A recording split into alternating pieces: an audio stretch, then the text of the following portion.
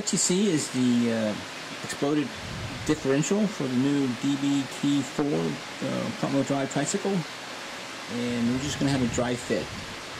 So let's see how this goes together.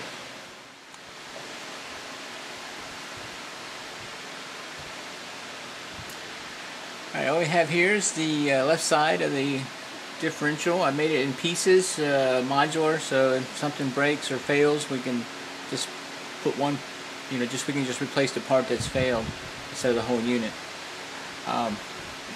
This gear right here is a store-bought, but it's been machined to fit because I wanted a real close diameter, small diameter to fit in my differential shell.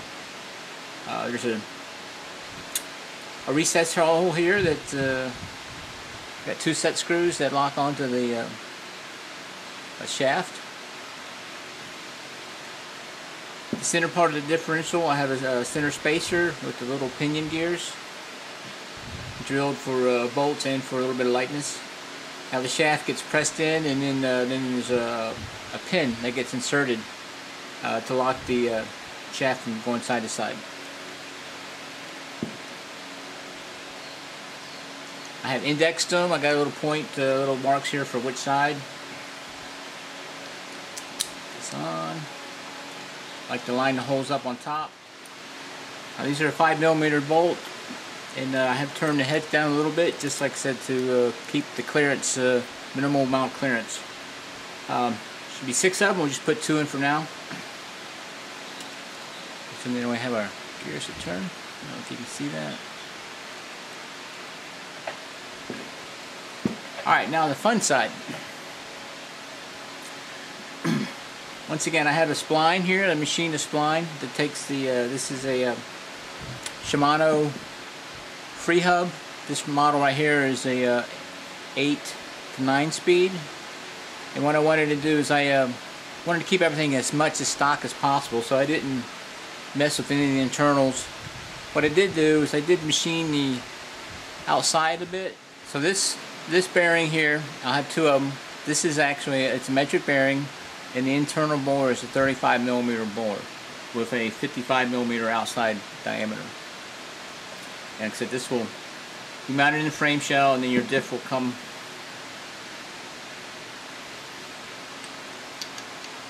if I can get my hands out of the way, slide through like this.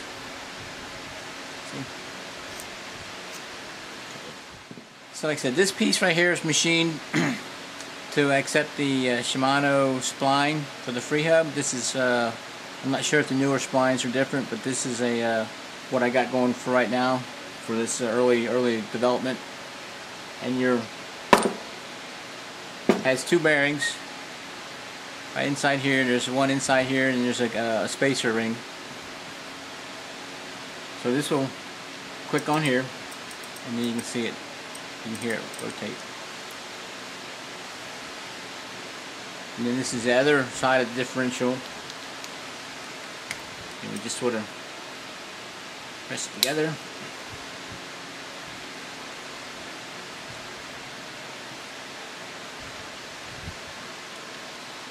And now what we do is this is the fun part. This is one of my shafts. This is the right side shaft. These shafts are chrome steel, and then they're welded together.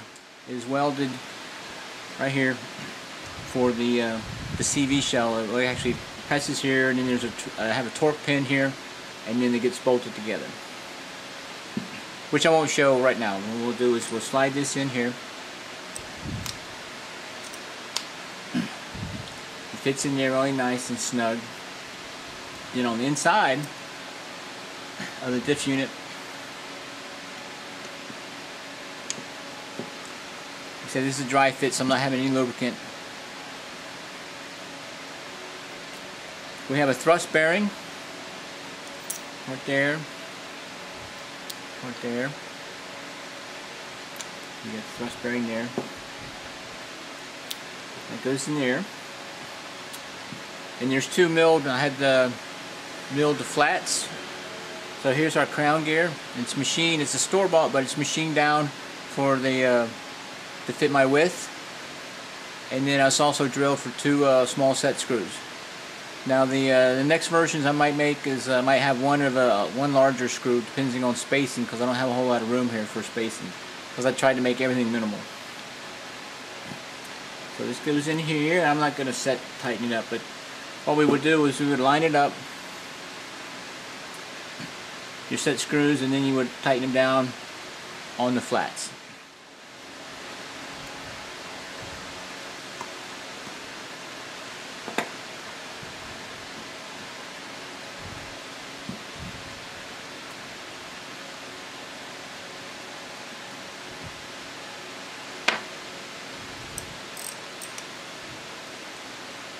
Once we tighten the set screws, these will go.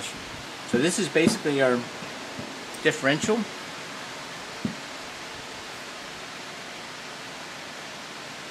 And like I said, we have 6 screws on that side, and then we have the 6 on this side. Now these are just store-bought stainless steel ones. You can always upgrade to not aluminum, but the titanium ones. And then this will slide over here, and then they would have a nice snug fit. This is our unit. Let me show you. This is the CV shell right here. And the inside is milled with 3 slots. This is my titanium shaft. The first 2 trikes will have titanium shafts. Like I said, this is dry fit. So I have got 3 ball bearings, and then I'll go inside here.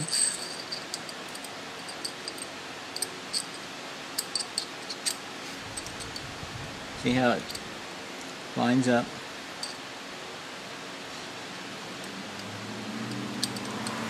So now we have our drive, and since it does have suspension, the shaft does have to come in and out a little bit, and also angle for deflection. Now on the new model, the DBT4, since I don't have the swing arm, I won't need as much in and out action because the suspension is a bit different.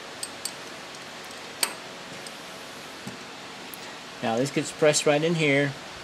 Now there's a slot here. This would be my torque pin, so I'm not relying on just on the outside bolts to drive torque, because I have a nice 1/4 inch pin in here. So that will all get in there. Everything is set for a nice fit. Sometimes that fit is a pain in the ass because, excuse me. Sometimes that fit is really tight, especially after painting and stuff, because then you gotta fight with it to get it to fit right. And maybe the tolerances might be a little bit too tight. Alright, so that's how that works. Comes in and out like that, and then you got some rotational angle here. Let me put these two sprockets on so I'll show you how it works.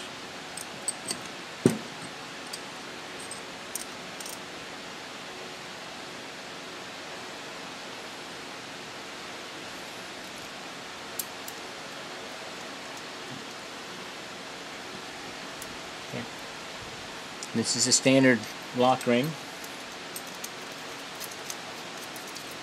Now what I did do is, this is the I guess it's a Park tool, but it's designed for the tighten the Shimano and SRAM lock rings down. But since there's not a whole lot of room here, since everything is minimal, I took these and I bored them out. So the purchasers of the trikes will get one of these tools that have been bored out. So what it does, it comes over and fits over the CV shell, and then you can tighten it in. So you would have to tighten this all together and take it out before we'd actually put the final U-joint on the outside wheel, which we're going to do in another video later on. This is just, like I said, a dry fit, so I just wanted to show you how this works. And then we can see part of the shaft. Like I said, this I'm going to plan on when I do an assembly video for the first 2 new ones. I'm going to do a whole new video, but this is just a dry fit, so I can show some of the supporters and the subscribers on YouTube that you know, I'm not totally dead in the water. I've been doing other things, but I've been still working on this.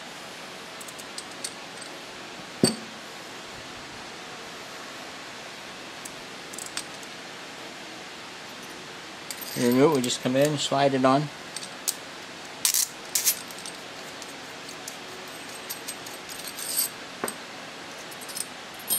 And it comes off. Alright, let's go over to the frame for a second. Alright, I have the first production frame on the jig, and let me just show you how the differential will slide in.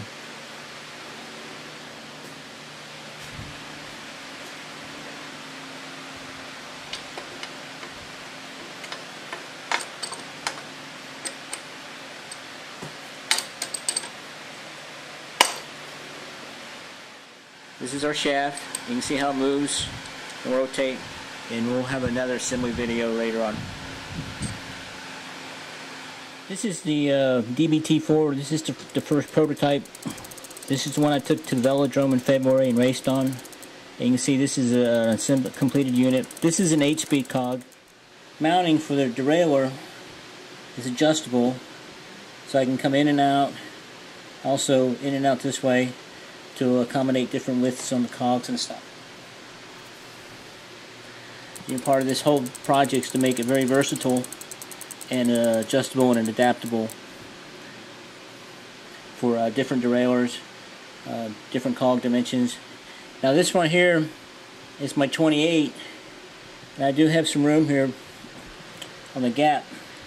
Now you guys that want to drive a 36 or bigger cog, well, you guys aren't going to be in luck, because I think I haven't tested it, but I think the max probably will be a 32.